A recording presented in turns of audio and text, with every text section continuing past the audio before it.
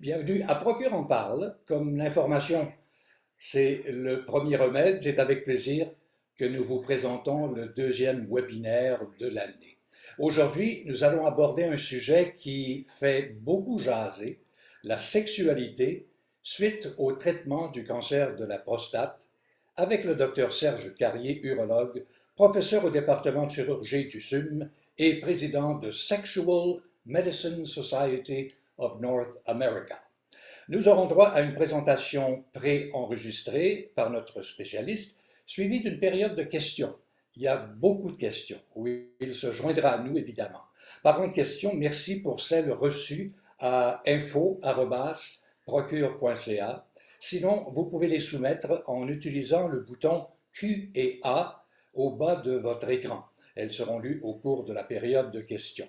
Alors, avant de débuter, nous tenons à remercier tous nos donateurs de fonds, du fond du cœur, mais également le présentateur officiel de ce webinaire, Industriel Alliance, et nos partenaires, Astellas, un des laboratoires très impliqués dans le traitement des cancers de la prostate, plus avancé, de même que l'Association des urologues du Québec.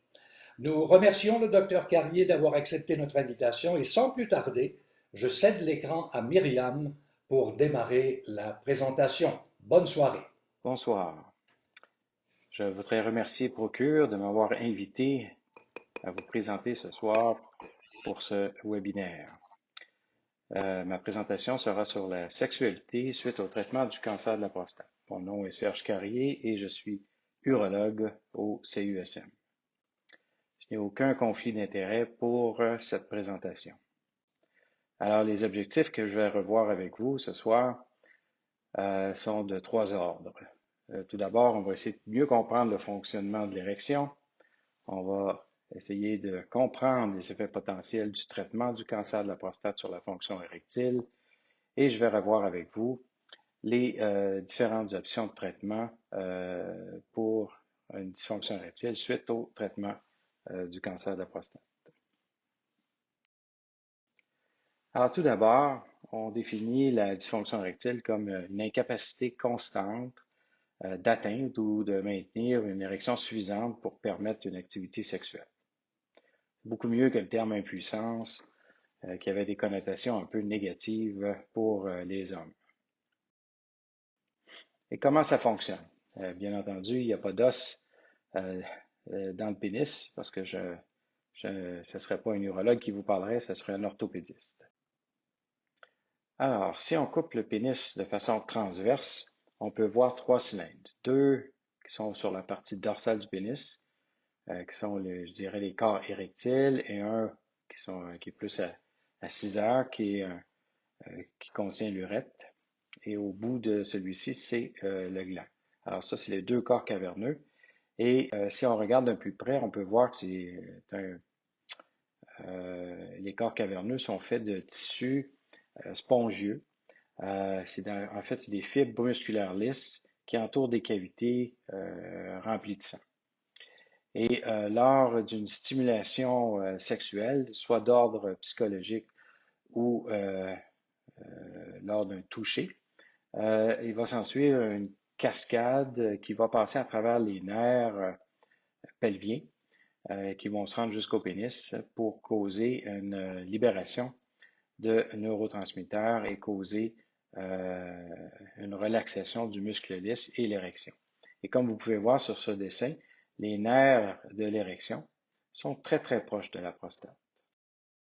Au niveau musculaire, lors de la stimulation sexuelle, il y a libération de neurotransmetteurs qui vont engendrer une cascade qui vont amener la libération de certaines molécules qui vont faire la relaxation du muscle lisse. Par contre, malheureusement, ces molécules sont détruites par des enzymes comme celle-ci et ça prend donc une stimulation constante pour maintenir l'érection. Et comme vous pouvez voir, suite à une stimulation sexuelle, les cavités du pénis vont se remplir et ce qui fait que le pénis devient rigide, c'est la membrane autour du pénis qu'on appelle la tunique albuginée qui est semi-élastique. Alors, suite au gonflement des cavités du pénis, l'étirement de la tunique albuginée va aller jusqu'à son maximum et c'est à ce moment-là que le pénis devient rigide. Et après l'orgasme, ces cavités-là vont se contracter et se vider de leur sang. Ce qu'il faut savoir, c'est que la dysfonction érectile augmente avec l'âge. Comme on peut voir sur ce dessin, à 70 ans, 2 hommes sur 3 vont avoir des problèmes d'érection. Donc, c'est déjà fréquent.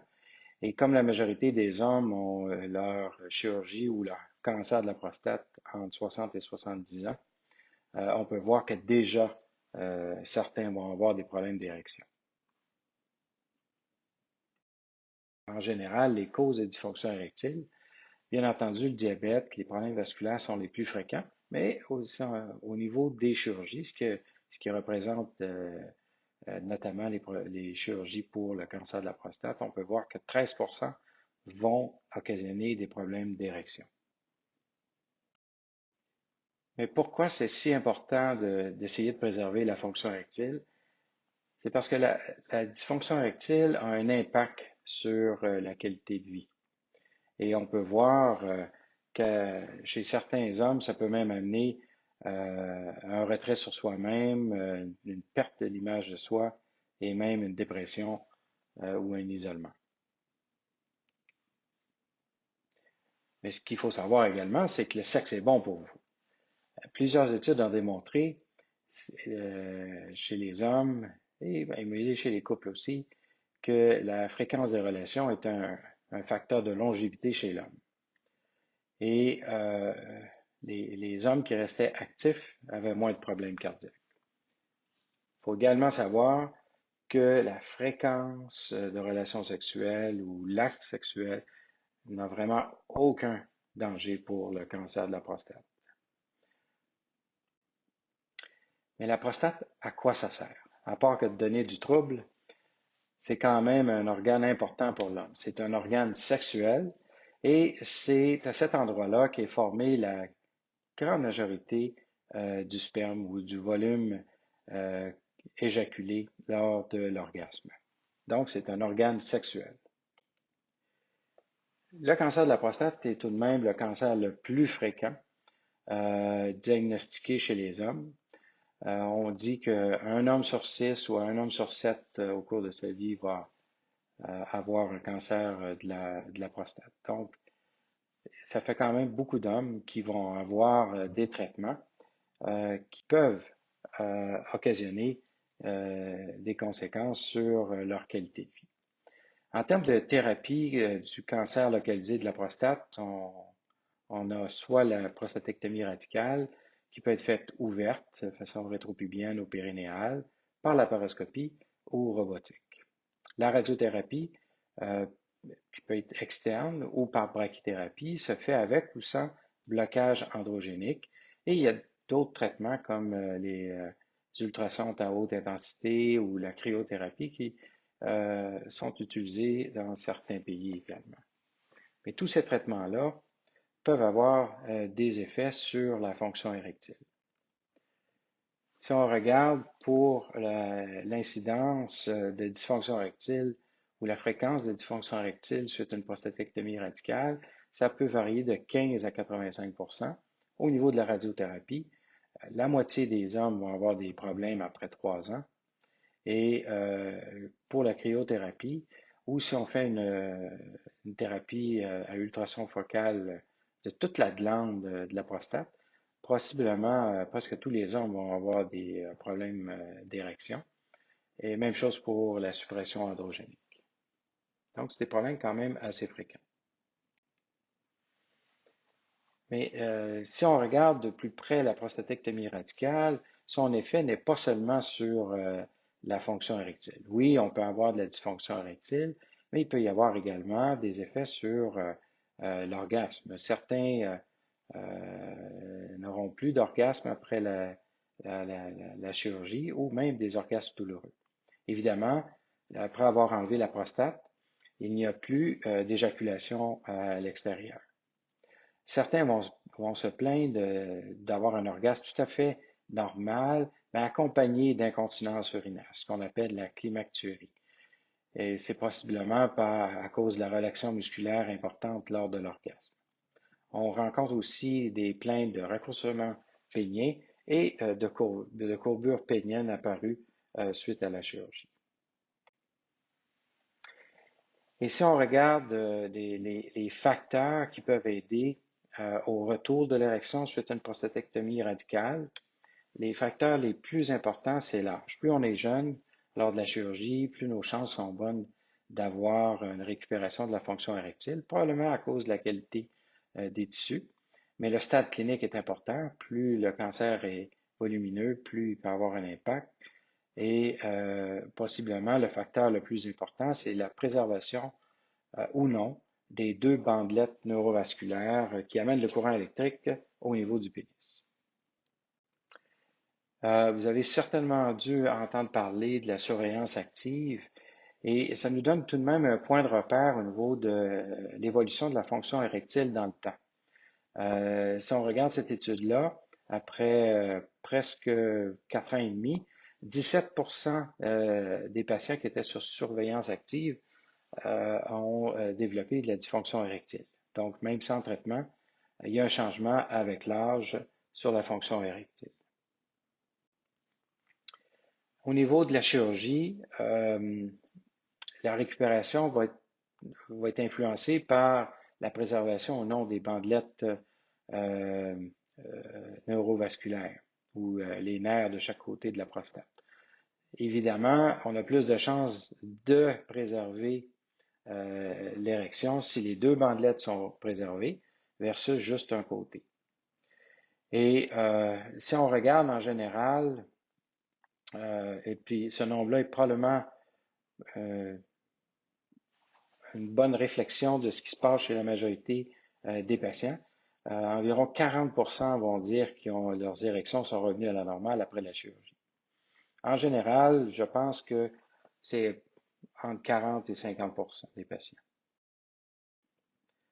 Alors, qu'est-ce qu'il y en est au niveau des paquets neurovasculaires? En fait, les deux nerfs qui nous intéressent, ce sont, ici on a quand même une vue latérale, voici la prostate, la vessie, le rectum, et en jaune, vous pouvez voir le nerf de l'érection qui amène le courant électrique de la colonne vertébrale au pénis. Et vous pouvez voir que c'est très proche de la prostate et aussi au niveau de la partie distale de la prostate qui est connectée à l'urètre. D'une vue plongeante, de haut en bas, on peut voir que les deux nerfs sont de chaque côté. Et lorsqu'on enlève la prostate, vous pouvez voir que le nerf peut être blessé à plusieurs endroits au niveau de la chirurgie. Et parfois, le nerf n'est pas complètement sectionné. Il peut être juste avoir été étiré ou pincé lors de la manipulation de la prostate. Et à ce moment-là, il y a des chances de récupération beaucoup plus importantes que si il est sectionné complètement. Alors, de façon globale, la récupération de l'érection va se faire aux alentours de 50%. Et ça peut se faire jusqu'à 48 mois après la chirurgie. Donc, si dans la première année, ça n'a pas récupéré, il ne faut pas se décourager. Par contre, je vous dirais que la majorité vont quand même voir des changements et la très grande majorité, si vous avez à récupérer vos érections, ça va être dans les 2 premières années. On me demande souvent quel type de traitement on doit choisir si on veut éviter des problèmes d'érection. Je vous dirais que ce soit n'importe quelle modalité de traitement, il va avoir une influence sur la fonction érectile. Si on regarde la radiothérapie versus la chirurgie, au niveau de la chirurgie, souvent c'est immédiatement après la chirurgie, on voit un problème au niveau de l'érection et une récupération graduelle avec le temps. Au niveau de la radiothérapie, c'est plutôt l'inverse. Au début, tout va bien et après quelques années, on se retrouve avec une perte d'érection. Et en moyenne, après 3 à 5 ans, c'est probablement aussi 50% des patients qui vont avoir un effet sur leurs érections. Et ces facteurs, le retour d'érection ou l'impact sur l'érection suite à la radiothérapie est très influencé par l'âge, si on a une maladie vasculaire concomitante ou la présence de diabète. La brachythérapie, c'est le traitement avec des implants radioactifs dans la prostate. L'idée derrière l'utilisation de la brachythérapie, c'est qu'on va donner un niveau de radiothérapie beaucoup plus focalisé et avec moins d'impact à distance aux alentours de la prostate. Par contre, selon les études, encore une fois, après 5 ans, le taux de préservation de l'érection varie entre 50 et 65%, dépendamment des études. Le cancer de la prostate a quand même d'autres effets sur d'autres aspects de la sexualité, notamment au niveau de la libido. Juste le fait de se faire dire qu'on a un cancer, ça va avoir un impact. Par la suite, au niveau du suivi, le stress de savoir le niveau de sa PSA peut influencer sur le désir sexuel. Si on ajoute l'hormonothérapie, habituellement, ça a un impact majeur sur le désir sexuel. La majorité des hommes qui ont eu une prostatectomie radicale vont se plaindre d'une perte de longueur. On ne sait pas exactement qu'est-ce qui cause ça. Est-ce que c'est la traction lors de l'enlèvement de la prostate, de recoller la vessie sur l'urètre, le fait qu'il y a une blessure neurologique lors de la chirurgie, donc une perte de masse musculaire pénienne. Néanmoins, bien qu'on ne sache pas exactement ce qui se passe, on ne peut que constater que la plupart des hommes vont se plaindre d'une perte de longueur. Et fait que la perte d'éjaculation, on en a parlé, c'est connu après la prostatectomie radicale, mais ça peut se voir aussi après la radiothérapie et la brachythérapie, habituellement beaucoup plus au niveau de la perte de volume et de la force d'éjaculation. Même chose pour l'orgasme. Suite à la prostatectomie radicale, je vous dirais que 80% des hommes vont dire que l'orgasme est différent, mais aussi bon. Certains vont dire que l'orgasme est moins fort, et même certains vont se plaindre que l'orgasme est douloureux. Au niveau des orgasmes douloureux, on pense que c'est peut-être des adhérences ou des mauvaises cicatrisations dans le lit chirurgical où la prostate était située. On note également des changements suite à la radiothérapie ou à la brachythérapie au niveau du niveau d'orgasme. Et si on ajoute de l'hormonothérapie, l'impact va être beaucoup plus important. Alors, si on a un problème d'érection, qu'est-ce qu'on peut faire? Il y a différents niveaux de lignes de traitement qu'on peut offrir aux patients et que je vous dirais, si on est prêt à aller jusqu'à la chirurgie, probablement qu'on peut régler 95% des problématiques. Par contre, il faut être tout à fait réaliste au niveau. Je pense que le but du traitement, c'est d'avoir une érection fonctionnelle. On n'est pas obligé d'avoir une rigidité à 120%. Alors, la première ligne habituellement qu'on va utiliser, c'est les médications par voie orale. Le plus connu, c'est le sildenafil ou le Viagra. Tout le monde connaît la pilule bleue. Pourquoi c'est la première ligne? Parce que c'est moins invasif, c'est facile à administrer et c'est la famille des inhibiteurs de la phosphodiesterase de type 5. Le choix du traitement va dépendre de plusieurs facteurs. Parfois, un patient peut avoir entendu parler que son copain avait utilisé un tel ou tel type de médicament et que ça fonctionnait bien. Pour ma part, je pense qu'ils fonctionnent tous au même niveau. C'est une question de les essayer et d'avoir le moins d'effets secondaires possible. Ce qu'il faut se souvenir de ces médicaments-là, c'est qu'ils ne fonctionnent qu'en réponse à une stimulation sexuelle. Si vous prenez le Viagra et vous écoutez les nouvelles, à moins qu'il y ait quelque chose de stimulant aux nouvelles, il n'y a rien qui va se passer. Et comment ça fonctionne? Alors, lorsqu'on prend le sildenafil, si vous vous souvenez du diagramme là, que j'ai présenté au début, puis bien évidemment, je ne vous demande pas de retenir le nom des molécules, mais lorsque les nerfs sécrètent des neurotransmetteurs, le sildenafil va venir inhiber la, l'enzyme qui détruit la molécule qui cause le relâchement musculaire. Ça va permettre à cette molécule-là de rester localement plus longtemps et d'agir et de causer une érection. Au Canada, nous avons 3 molécules disponibles. Si on la prend au besoin, habituellement, on va la prendre 1 heure avant la relation sexuelle. Et comme je vous l'ai dit précédemment, ça prend une stimulation sexuelle pour fonctionner. Ça fonctionne beaucoup mieux lorsque les organes génitaux sont touchés directement. La différence entre le sildenafil, qui est le Viagra, vardenafil, qui est le Levitra, et tadalafil, qui est le Cialis, c'est que le sildenafil et le vardenafil ont une fenêtre d'opportunité, c'est-à-dire dans une période dans laquelle, après une stimulation sexuelle, on peut avoir une érection, qui va varier d'1 heure à 12 heures, alors que le tadalafil ou le Cialis va avoir une fenêtre d'opportunité de 1 heure à 36 heures, dépendamment des patients. Le Staxine, qui est le vardenafil, la différence, c'est qu'au lieu d'être avalé, il est mis sous la langue où il va se dissoudre puis avoir une absorption un petit peu plus rapide. Le seul médicament qui peut être pris à prise quotidienne, c'est le tadalafil, habituellement à une dose moindre. Au lieu d'avoir un 20 mg, on va aller avec un 5 mg. Et la raison pour laquelle c'est un médicament qu'on veut prendre tous les jours, c'est à cause de la durée de vie dans l'organisme qui est de plus de 24 heures. Et habituellement, un Cialis de 5 mg tous les jours, après 2 semaines, va être équivalent à un Cialis de 20 mg au besoin.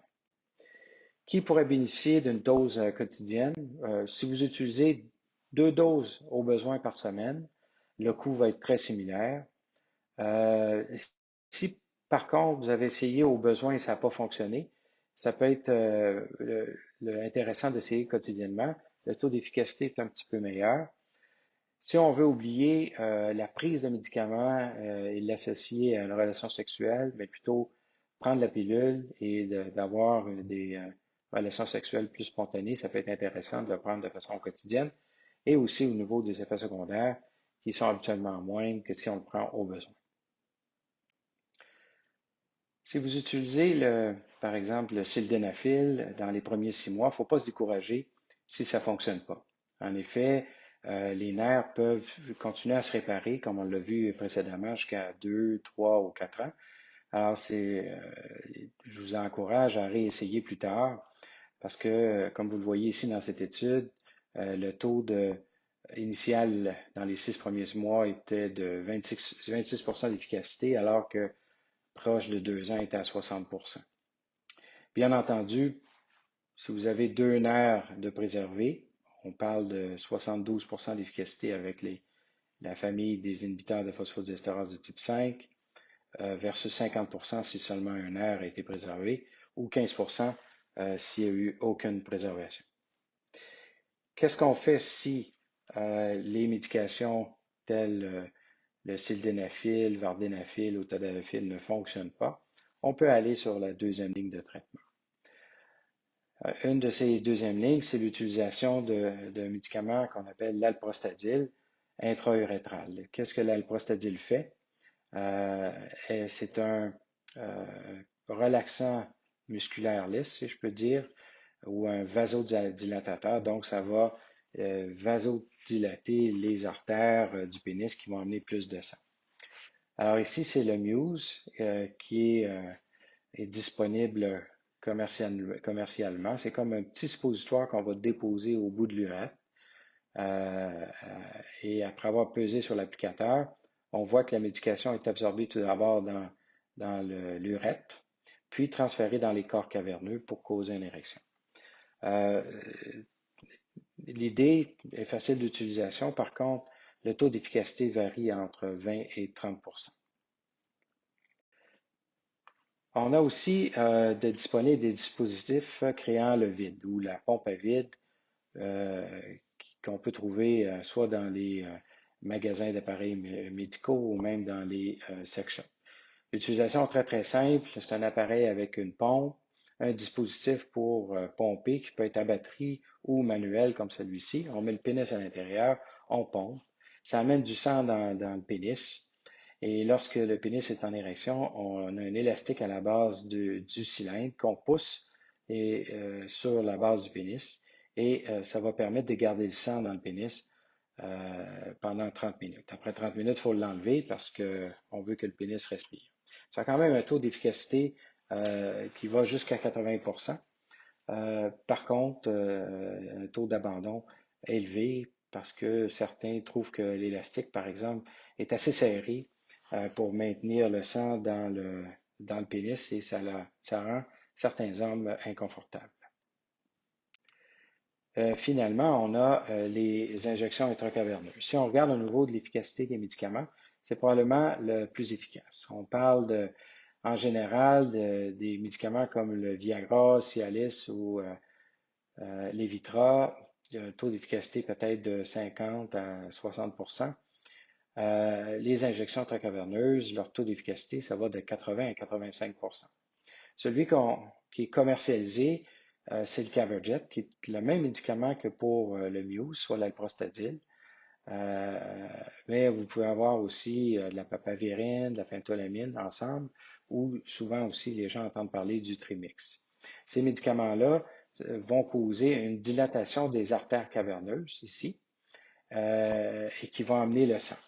Contrairement au sildenafil, où on n'a pas besoin de stimulation sexuelle pour avoir un effet. Par contre, l'ajout de stimulation sexuelle va permettre une meilleure érection. Et quand aucun de ces médicaments-là fonctionne, on peut aller vers les implants péniens. Les implants péniens, on la considère comme la troisième ligne de traitement parce que c'est plus invasif, on a besoin d'une chirurgie et on ne peut pas retourner en arrière si on n'est pas satisfait. Ceci étant dit, le taux de satisfaction est quand même assez élevé. On parle de plus de 80% chez les couples. Et c'est relativement ou raisonnablement discret et en général d'une certaine facilité d'emploi. Mais si on n'est pas satisfait, c'est sûr qu'on peut l'enlever, mais à ce moment-là, il n'y a plus rien qui va fonctionner. Il y a deux types d'implants disponibles, soit les semi-rigides ou les gonflables.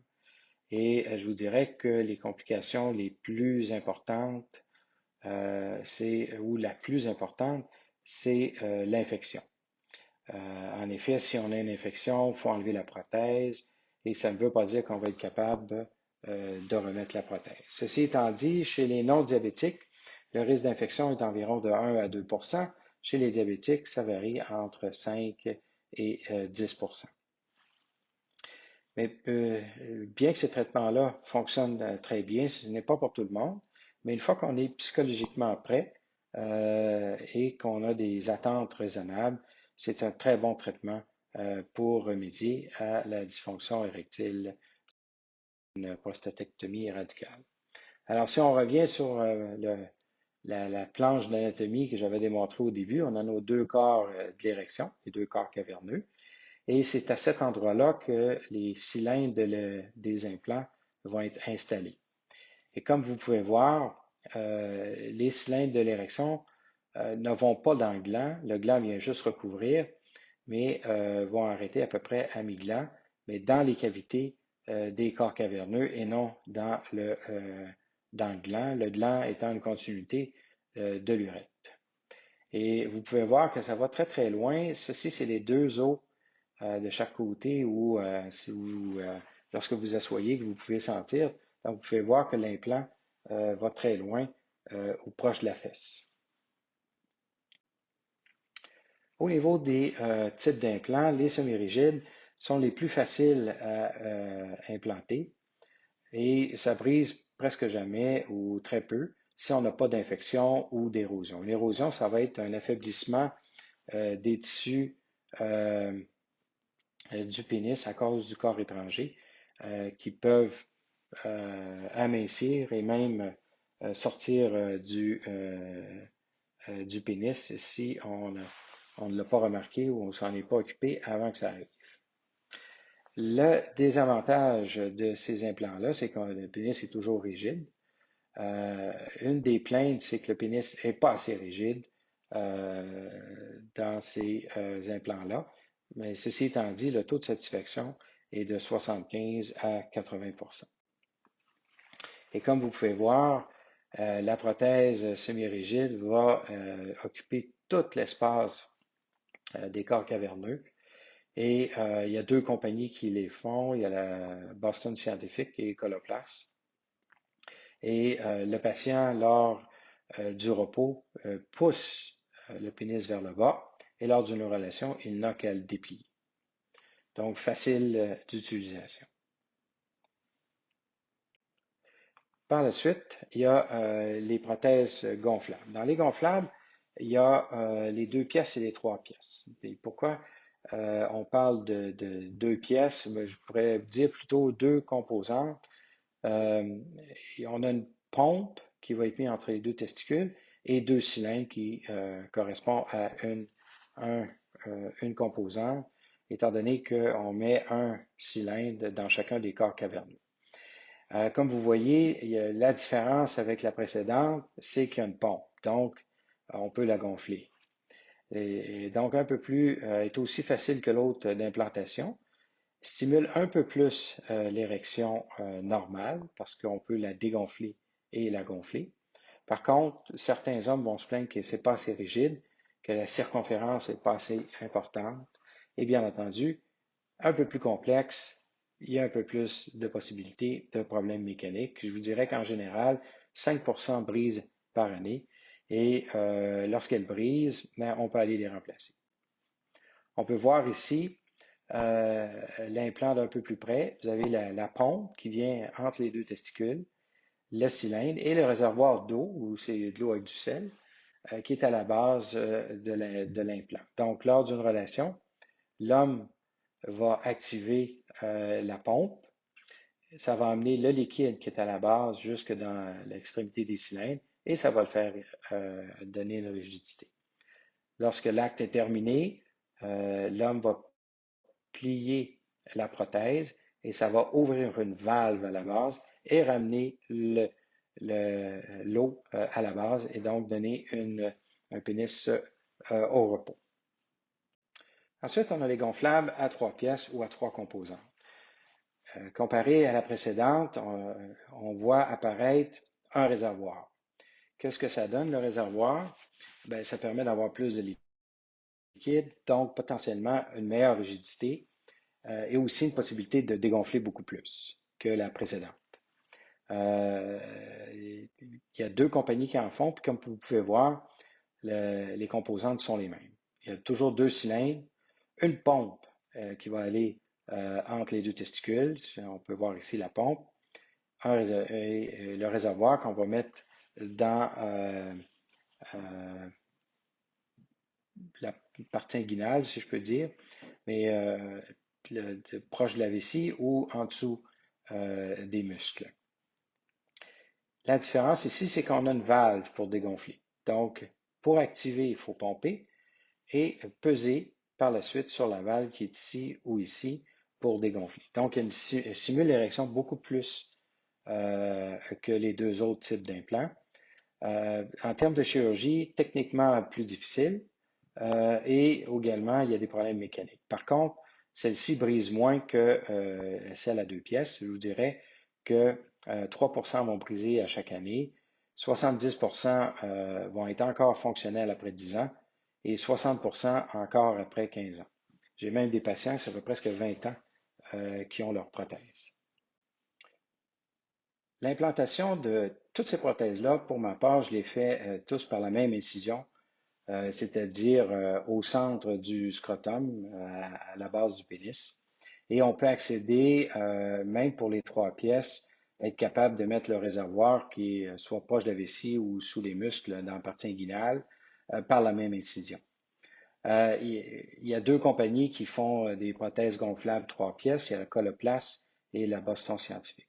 On peut voir que si, euh, en activant la pompe, on peut faire plusieurs petits coups pour gonfler. Et une fois l'orgasme terminé, que la relation est terminée, on va peser sur euh, la valve pour permettre au liquide de se retrouver dans le réservoir et par la suite, le pénis est au repos. Euh, Évidemment, si on veut recommencer, c'est beaucoup plus facile qu'avec une érection normale. La réhabilitation pénienne. Euh, Si on veut éviter d'arriver à un implant pénien, euh, on, on peut essayer de forcer la préservation de l'érection, je dirais, par un traitement précoce suite à une prostatectomie radicale. Normalement, un homme, lorsque ça dort, ça a des érections entre 2 et 6 par nuit. C'est un mécanisme possiblement de protection qui amène de l'oxygène au tissu pénien, parce qu'en réalité, le pénis est beaucoup plus souvent au repos qu'en érection, alors qu'en érection, il y a beaucoup plus d'oxygène.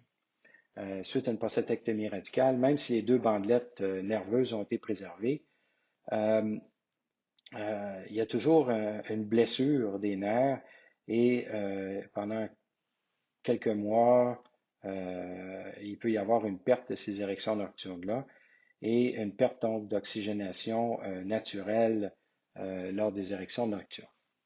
Donc, l'idée derrière la réhabilitation, c'est d'essayer de préserver le tissu du muscle lisse et de permettre aux nerfs de se régénérer plus facilement en amenant de l'oxygène et en forçant un petit peu l'érection pour ce faire. Et est-ce que ça fonctionne? Ça a tendance à démontrer que oui.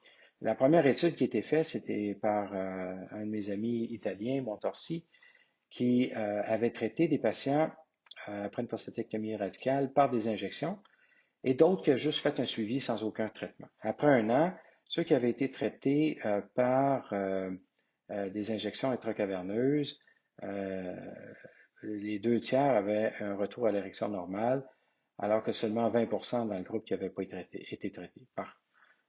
Bien entendu, c'était des petits groupes, mais c'était la naissance de la réhabilitation pénienne.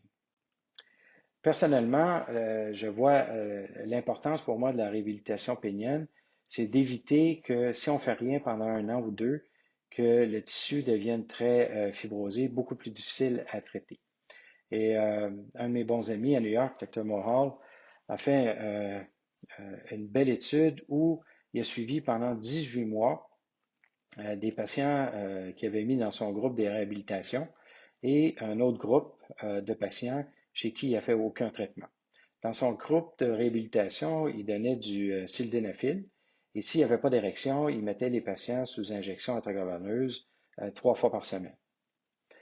Et ce qu'on peut voir après 18 mois, le groupe qui avait eu une réhabilitation, il y en avait la moitié qui était capable d'avoir des érections et des relations sans aucun aide, versus 19% dans le groupe qui n'avait pas eu de réhabilitation. Et il y en avait 22% qui considéraient que leur érection était complètement normale, versus 6% dans le groupe non traité. Les patients qui avaient été dans le groupe de réhabilitation, il y en a les 2 tiers qui répondaient au sildenafil, donc un traitement plus facile, versus seulement 24%. Et dans le groupe de réhabilitation, il y en a 95% qui répondaient aux injections intracaverneuses versus 76% chez le groupe qui n'avait pas été traité.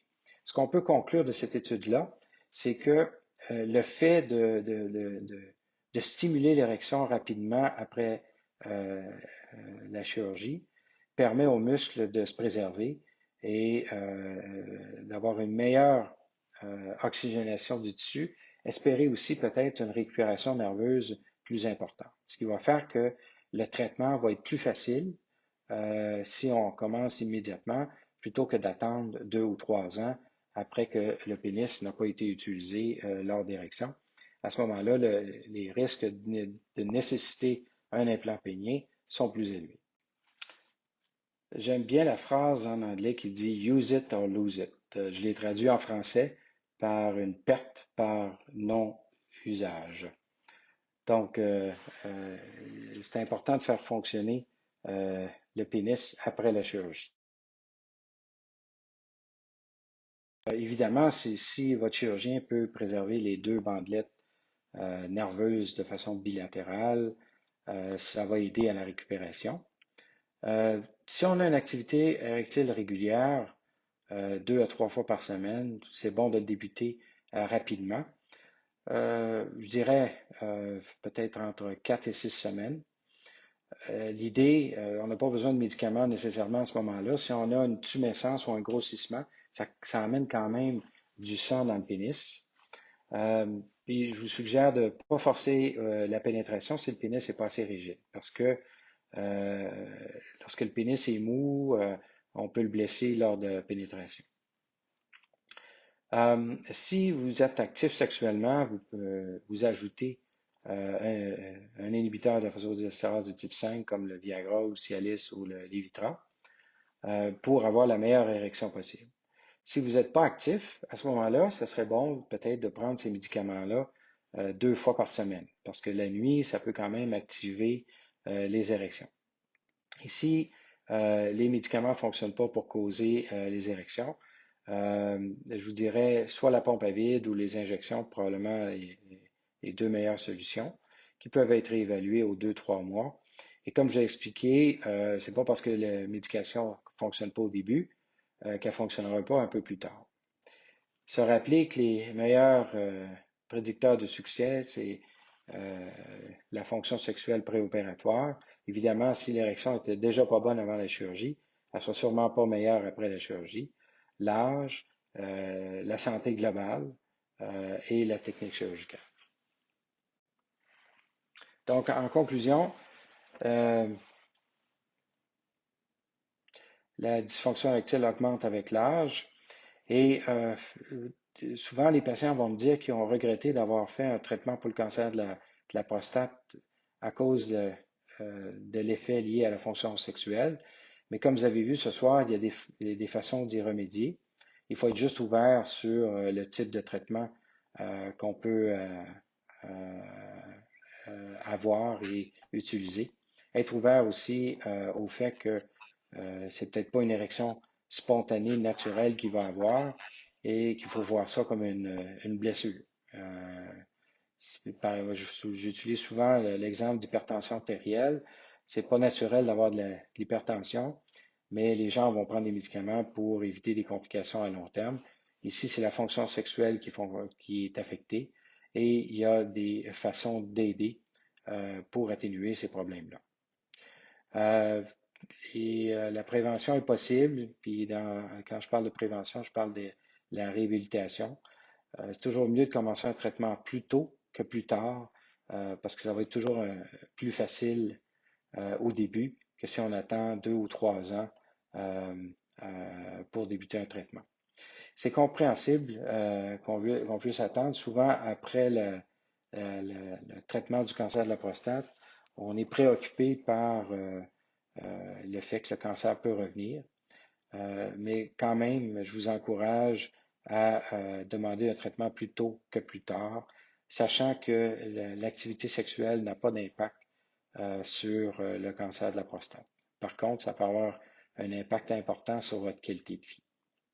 Alors, je vous remercie de m'avoir écouté et je suis disponible pour répondre à vos questions. Alors, merci beaucoup, docteur Carrier, pour cette, comment dirais-je, excellente présentation. Euh, Franchement. Alors, bonsoir. Nous sommes très, très, très heureux de ce que vous venez de nous raconter. Alors, je me permets maintenant d'ouvrir la période de questions. La première question, là, je vous vois en temps réel, j'aime bien ça. Et la première Moi, je question, vous vois pas. les nerfs érectiles se situent où exactement par rapport à la prostate? Et pouvez-vous voir si les nerfs érectiles sont atteints lors d'une chirurgie? Alors, les nerfs se sont situés sur le côté, de chaque côté de la prostate, un peu en la partie inférieure de la prostate, comme je l'avais montré sur les dessins. Et c'est sûr qu'ils sont faciles à voir lorsqu'on regarde des graphiques, mais malheureusement, lors de la chirurgie, ils sont habituellement difficiles à, à voir et c'est pour ça qu'on peut les blesser facilement. Les techniques chirurgicales ont évolué parce que si on retourne dans les années 60 ou 70, c'était 100% de dysfonction érectile après une prostatectomie radicale. Avec l'avènement des connaissances en anatomie, les techniques ont évolué et ça permet d'éviter les nerfs chez beaucoup de patients maintenant. Une deuxième question. Est-ce que la technique de préservation des nerfs érectiles permet à tous les hommes de récupérer leur fonction érectile? Ouais. J'ai souvent cette question-là en clinique parce que les chirurgiens ont dit à leurs patients qu'ils avaient sauvé les deux nerfs, puis finalement, les érections ne fonctionnent pas. Ça fait juste démontrer que même si on fait la technique correctement, il va y avoir des situations où les nerfs vont quand même avoir été blessés parce qu'il y a plusieurs endroits où le nerf peut être touché. Puis en général, je vous dirais, c'est environ 50% des patients qui vont avoir un problème d'érection après la chirurgie. Ce qui est la même chose que la radiothérapie. Contrairement à la chirurgie, la radiothérapie, c'est beaucoup plus graduel et ça va être 3-4 ans après suite à la radiothérapie qu'on va atteindre 50% de problèmes d'érection. Si on n'a pas été en mesure de préserver mes nerfs érectiles, quelles sont mes alternatives de traitement? Les Alors, injections? c'est là que les médicaments oraux comme le Viagra, Cialis ou Levitra ont besoin des nerfs. Le taux d'efficacité de ces médicaments-là, lorsque les nerfs sont touchés, c'est moins que 10 à 15 probablement dû à peut-être une voie alternative au niveau de l'innervation. Par contre, on peut certainement aller sur la deuxième ligne de traitement.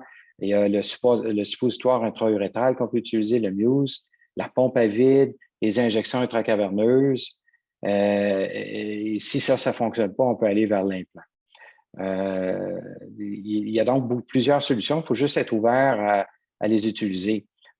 Souvent, les patients me disent que c'est impensable de faire une injection dans le pénis pour avoir une érection. Mais une fois qu'ils l'ont fait, la majorité disent que c'est quand même pas trop pire à utiliser. Mais il faut passer l'étape psychologique de s'injecter quelque chose dans le pénis. Et on s'injecte sur le côté du pénis. Est-ce qu'on doit injecter un seul côté ou les deux côtés? Un côté à la fois. Un Euh, côté à la fois? ah ben, un côté seulement et on recommande à la prochaine injection, qui est en fait la prochaine relation sexuelle, Ouais. quelques jours plus tard, d'injecter de l'autre côté pour éviter les traumatismes. Alors, pas les deux côtés pour la même relation sexuelle. Non, juste un côté. Les deux corps caverneux communiquent entre eux, donc Ah, bon. la stimulation va se faire très rapidement au niveau des cellules. Mhm. Euh, à partir de quel moment, on veut savoir à partir de quel moment peut-on commencer les injections après une chirurgie ou une radiothérapie? En fait, on pourrait les, les débuter la semaine suite après la chirurgie. Par contre, certains patients qui développent des orgasmes douloureux, on se pose la question si c'est pas parce qu'ils ont commencé à avoir des relations ou des orgasmes sexuels trop rapidement après la chirurgie. En pratique, moi je dis débuter vers entre 4 et 6 semaines après la chirurgie. Il y a une récupération qui va avoir eu lieu, la continence va peut-être être parfaite à ce moment-là. Et rarement, on va commencer par des injections. On va aller avec la médication orale. C'est beaucoup plus simple à utiliser. Mais si ça ne fonctionne pas, évidemment, on peut aller vers les injections. Si, il y a, les injections sont douloureuses, pourtant on m'a bien enseigné comment faire. Est-ce en raison du dosage, est-ce qu'il y a moyen de diminuer la douleur? J'ai Alors, entendu parler de xylocaïne. oui, l'alprostadil, qui était une prostaglandine E1, euh, on peut voir chez les patients qui ont une prostatectomie radicale, il y en a plusieurs, si ont eu une atteinte nerveuse, une des deux bandelettes ont été touchées, vont développer beaucoup plus de brûlures là, après l'injection. Et l'ajout de xylocaïne dans le mélange peut aider. Et si ça ne fonctionne pas bien, on va aller vers le trimix. Il semble que le mélange des trois médicaments aussi permet de diminuer cette réaction-là et la brûlure. Par contre, il y a une minorité que malgré tout, soit l'ajout d'un antidouleur ou l'utilisation des trimix, vont quand même persister à avoir des douleurs lors de l'injection. Je vous entends et j'ai été très attentif pendant votre présentation et je me demande quel est le pourcentage de gens euh, qui font de l'essai-erreur.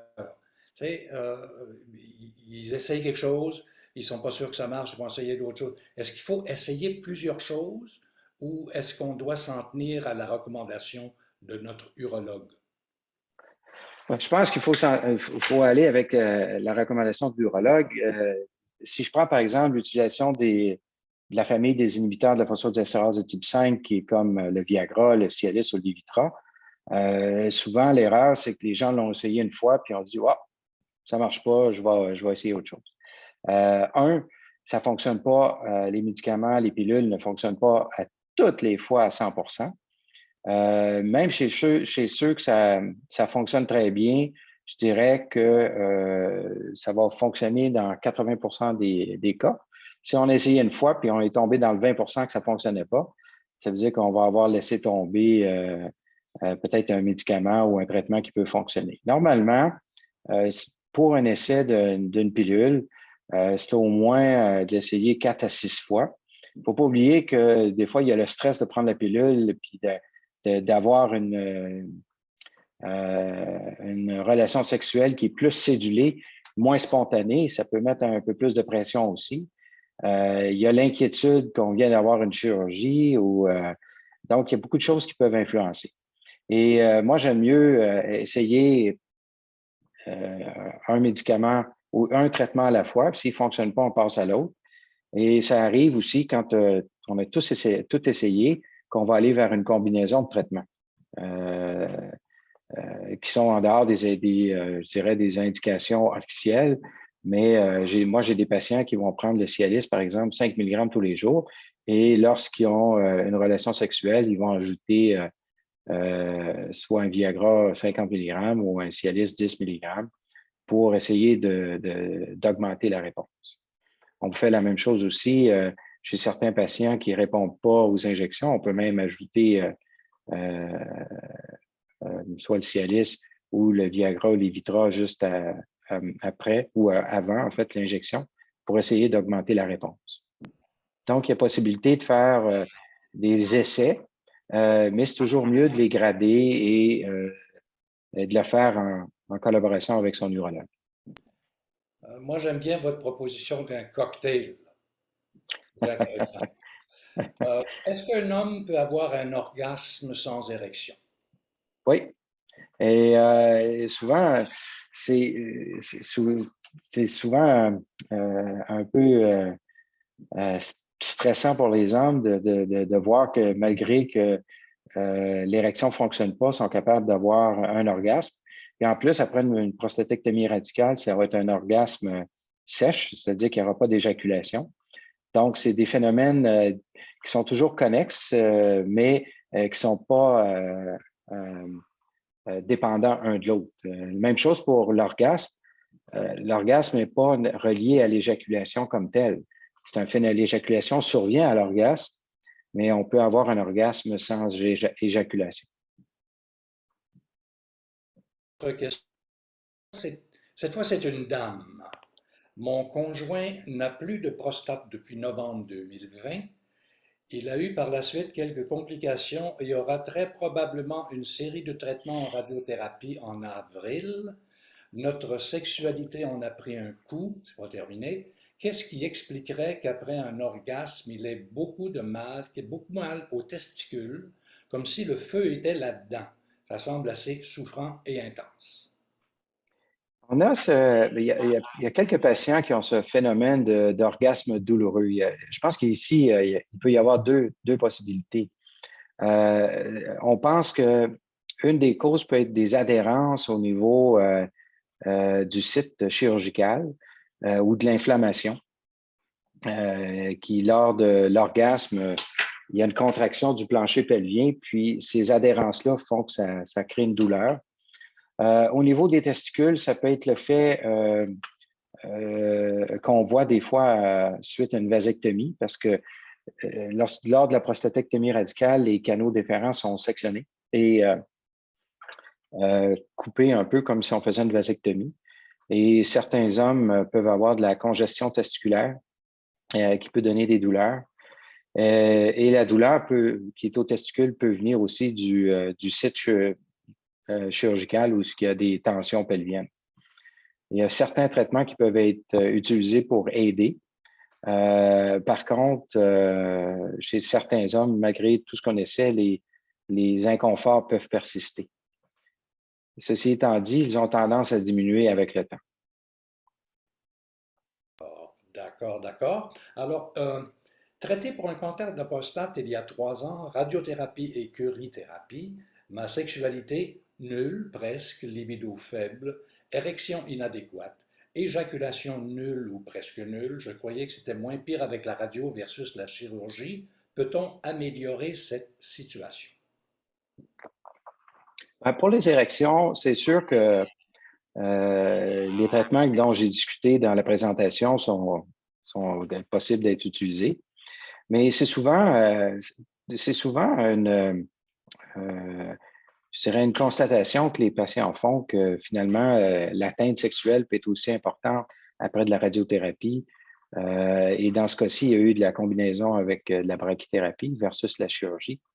Mais on peut les traiter de la même façon. En ce qui a trait à l'éjaculation, malheureusement, on ne peut pas faire grand-chose sur l'atteinte éjaculatoire car suite à la radiothérapie et la brachythérapie, la prostate qui, soit dit en passant, représente à peu près 95 du liquide éjaculé ou va former à peu près 95 du liquide éjaculé. Donc, lorsque la radiothérapie fait réduire les cellules de la prostate, à la fois les cellules cancéreuses, mais aussi les bonnes cellules de la prostate, ça a un impact sur le volume éjaculatoire. En ce qui a trait de la libido, souvent, lors de radiothérapie, il y a de l'hormonothérapie qui est ajoutée. L'hormonothérapie de suppression où on fait descendre la testostérone presque à zéro et ce traitement-là peut effectivement avoir un impact sur le désir sexuel. Et la baisse de désir sexuel peut être due à une baisse de testostérone qui peut être vérifiée avec son urologue. Et elle peut être aussi psychologique. Tous les désagréments rencontrés au niveau de la fonction sexuelle peuvent faire en sorte que la libido baisse également. On est presque rendu à 8 heures. Il me reste encore 5 questions. Je peux vous les poser?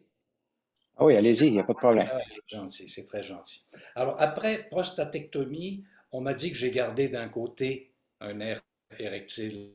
Je prends le générique de Cialis, tadalafil, l'érection n'est pas top. Qu'est-ce que je dois faire? Merci. En fait, c'était une des recherches que j'ai fait lorsque j'avais mon laboratoire au niveau de la récupération des nerfs lorsqu'on coupe un seul côté. Et ça peut récupérer. Je pense que ici, la réhabilitation peut aider. C'est important de stimuler l'érection pour amener de l'oxygène dans le pénis. Au repos, l'oxygène du pénis est abaissé comme si on faisait un prélèvement, par exemple, dans une veine. Alors qu'en érection, le taux d'oxygène dans le pénis monte au même niveau que ce qu'on retrouve dans une artère. Et l'oxygénation, un pénis mieux oxygéné va aider à la récupération nerveuse. Euh, Comme je l'ai dit, la majorité des hommes vont récupérer dans les 2 premières années. Il peut y avoir quelques patients qui vont continuer à récupérer jusqu'à 4 ans.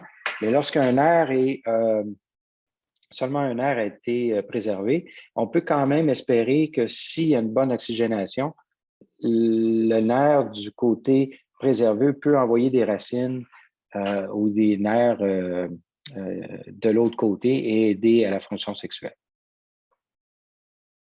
Ça, j'ignorais totalement que le nerf pouvait s'étirer.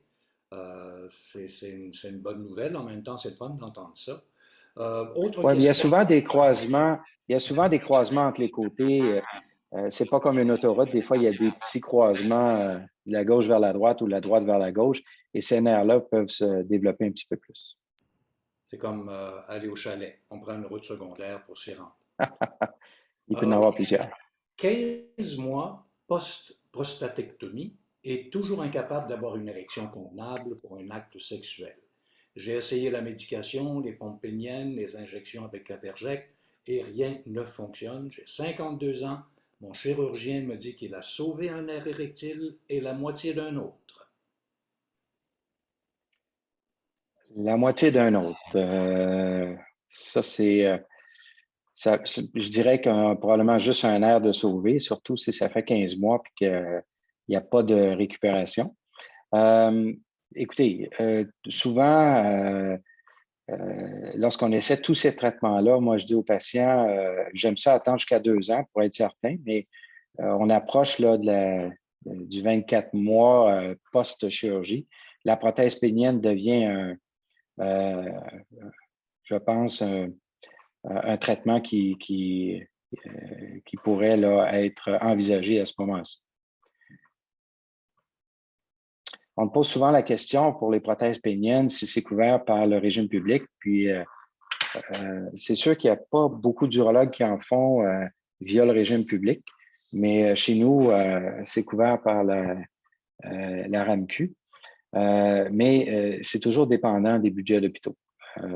Donc, les, et aussi si la possibilité que les urologues puissent le faire. On n'est pas beaucoup à en faire au Québec.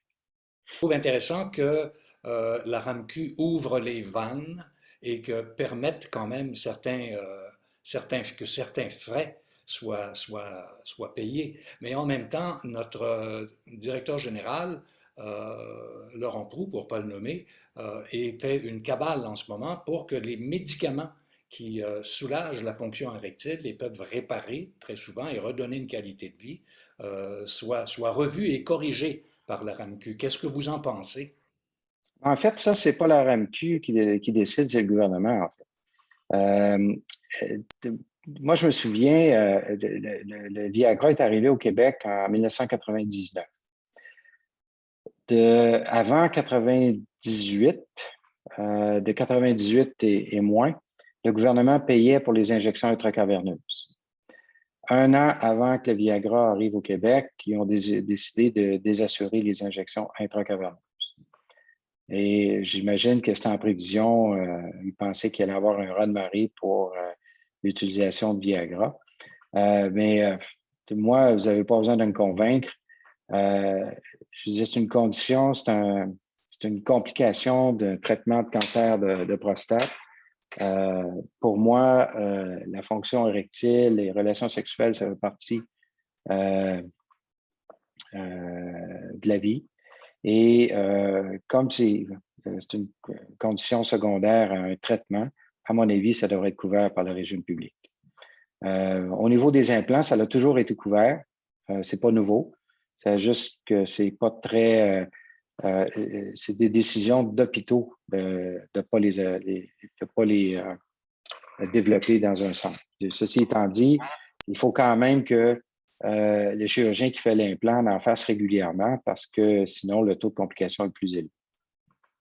Donc, choisissez, c'est comme toute condition médicale, il faut choisir son chirurgien. Et il faut surtout parler à son urologue, hein, Oui, parce que lui oui, sera en mesure de vous diriger vers une institution, un hôpital. oui. Il y a quelques hôpitaux à Montréal qui en font. Deux courtes questions ou deux réponses courtes, je pense, peut-être. La première question serait, est-ce que je peux utiliser une pompe pénienne en même temps qu'une injection? Et est-ce que l'injection fonctionne quand on est sous hormonothérapie? Alors, j'espère qu'il n'y aura pas d'injonction ce soir.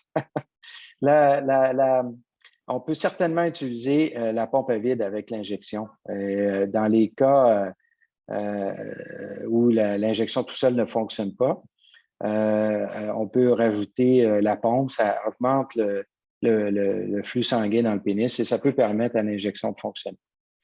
La deuxième question, c'était les injections, si on est sous hormonothérapie, on peut certainement les utiliser. Le taux de succès est un peu moindre parce que ça fait l'hormonothérapie fait baisser la testostérone et la baisse de testostérone fait aussi réduire la réactivité des muscles lisses dans le pénis. Donc, c'est un peu plus difficile à être fonctionnel. Une autre courte question. Lorsque j'ai un orgasme, j'ai tendance à uriner en même temps. Qu'est-ce que Oui, je peux faire pour que ça ne se produise pas? bien, en fait, c'est pas un phénomène rare que ça survienne. C'est lors de l'orgasme, il y a un relâchement complet du plancher pelvien et c'est là qu'il peut y avoir des pertes d'urine. Bien entendu, la première chose à faire, c'est d'uriner avant la relation sexuelle pour être sûr que la vessie soit vide. Faire ces exercices de Kegel régulièrement. À mon avis, suite à une prostatectomie radicale, il faut continuer à faire les exercices de Kegel au moins 30 fois par jour à vie pour garder le tonus le meilleur possible. Et si ce qu'on appelle la climacturie, c'est-à-dire les pertes d'urine à l'orgasme, ne se corrigent pas, et on peut faire une chirurgie pour aller corriger cette incontinence lors d'orgasme. Docteur Carrier, une dernière question. Euh, est-ce que c'est... Ah, voilà, je démarre la vidéo aussi. Est-ce toujours possible d'avoir une relation sexuelle après la série de traitements que j'ai reçus? 2018, 38 traitements de radiothérapie, 2021, 9 traitements de chimio, le dernier en septembre 2021. Je suis sous hormonaux depuis 2018 et ma libido n'est pas au rendez-vous. J'ai 66 ans, mon épouse 67. On vit bien avec cette situation, mais j'aimerais savoir s'il existe une solution sans effet secondaire pour avoir une relation sexuelle satisfaisante pour nous deux. En fait, la pompe à vide peut être utilisée. C'est peut-être soit en association avec l'injection ou sans. Il y a quand même 8 patients sur 10 qui peuvent réussir à avoir une érection suffisante pour une relation sexuelle. Déjà, ce couple semble avoir une bonne attitude face à cette situation-là. C'est quand même un traitement simple d'utilisation. Il y a la pompe à vide peut être achetée dans un sex shop ou dans un magasin d'appareils médicaux, mais c'est quand même assez durable. L'important, c'est d'utiliser un élastique en caoutchouc, 30 minutes maximum, ce qui va être suffisant pour la majorité des couples là, à avoir une relation sexuelle. Question personnelle, plus personnelle. Est-ce qu'il y a une diminution du Cialis ou du Viagra avec une utilisation régulière? Et est-ce que ça peut causer une dépendance? Alors, ça c'est le terme scientifique d'accoutumance à une médication, ça s'appelle la tachyphylaxie. Et heureusement, ça n'existe pas avec le Viagra, le Cialis ou le Levitra. Ce qui change cependant avec le temps, c'est qu'on vieillit, la condition qui a amené les problèmes d'érection peut s'accentuer et c'est là que ces médicaments-là peuvent cesser de fonctionner. Euh, la deuxième question, c'était... Oh, vous êtes... Oui. La deuxième question, concerne la dépendance. Est-ce Ah qu'on peut oui, la devenir dépendance. dépendant? Non, on ne fait pas de dépendance physique, Mais on peut peut-être faire une dépendance psychologique. Voilà. Mais lorsqu'on a une blessure, on a un problème de santé, là, on a une chirurgie, on a un problème d'érection, c'est donc pas une dépendance psychologique, ça devient une nécessité de traitement pour aider à fonctionner. C'est comme si on fait de l'hypertension, on va prendre une pilule pour baisser notre hypertension, pour pas avoir des conséquences néfastes de l'hypertension à long terme. Donc, il faut voir ça de la même façon. Euh, je me souviens, dans les années 70, on disait que il y avait 90% des hommes qui avaient des problèmes d'érection, c'était psychologique, entre les deux oreilles, puis 10% c'était physique. On sait que c'est l'inverse maintenant. Et je pense qu'il ne faut pas avoir peur d'utiliser ces aides-là. Je pense que ça peut aider beaucoup de couples dans leur qualité de vie. Cependant, il y a des couples qui vivent très, très bien leur sexualité sans avoir que le partenaire a une érection rigide permettant une pénétration et il s'en accommode très bien aussi. Donc, il faut s'adapter à chaque situation, à chaque patient, chaque couple, je dirais, pour essayer de les aider à obtenir ce qu'ils veulent.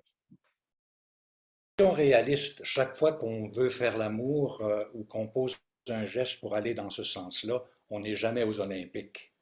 On est dans autre chose, on est dans une relation humaine particulière et c'est une des plus belles choses que la vie nous a données.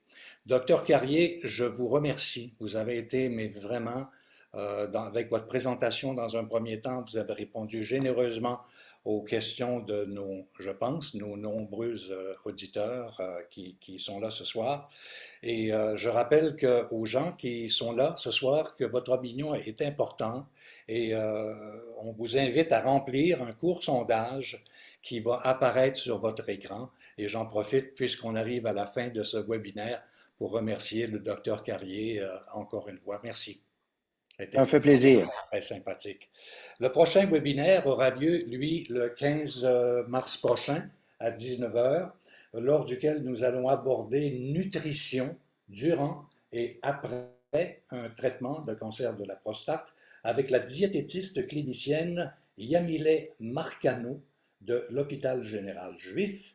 Alors soyez des nôtres et consultez le site procure.ca pour rester à l'affût. C'est Winston McQuaid pour Procure en parle. On se retrouve le 15 mars prochain à 19 heures. Là-dessus, bonne soirée au nom de Procure et toute son équipe.